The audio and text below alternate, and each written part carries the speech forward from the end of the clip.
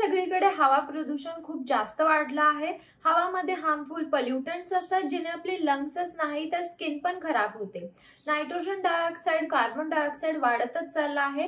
त्यामुळे आपण आपल्या स्किनला कसं प्रोटेक्ट करायचं, स्किनची कशी काळजी घ्यायची ते मी तुम्हाला आजच्या व्हिडिओमध्ये सांगणार आहे। चला तर मग आजचा व्हिडिओ आपण लगेच चालू करूया। ज्यादा गर्दी असेल, गर्दी होते अशा वेळेला बाहेर जाऊ नका। एकतर सकाळी जात जा जेव्हा पोल्युशनची लेवल थोडी कमी असते, आणि जेव्हा पण तुम्ही जाताय तेव्हा जाताना स्कार्फ बांधायला विसरू नका।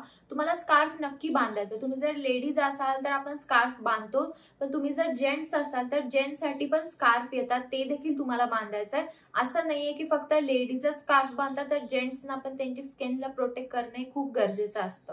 रोज रात्री स्किनला डबल क्लेन्झिंग करा। तर डबल क्लेन्झिंगने चेहऱ्यावरची जी धूळ असते, पोल्युटंट असते सगळं निघून जातं।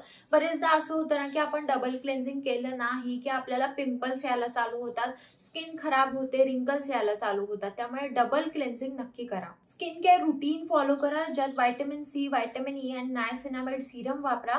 याने रॅडिकल्स फ्री होतात आणि स्किन प्रोटेक्ट पण होते, आणि डॅमेज स्किन जर असेल तुमची तर ती रिपेअर पण होते। हेल्दी लाईफस्टाईल फॉलो करा, रेग्युलर एक्सरसाइज करा, पालेभाज्या, नट्स, बेरीज हे खा, आणि ज्याच्यामध्ये ज्यादा अँटीऑक्सिडंट आहेत ते खा, आणि बॉडीला हायड्रेटेड ठेवा, भरपूर पाणी प्या। एक चांगला मॉइश्चरायझर वापरा, त्यामध्ये ग्लिसरीन, हायलुरोनिक ऍसिड आहे का चेक करा, नाहीतर तुम्ही सेरामाइड मॉइश्चरायझर पण वापरू शकता, जेणे आपली स्किन प्रोटेक्टेड राहील।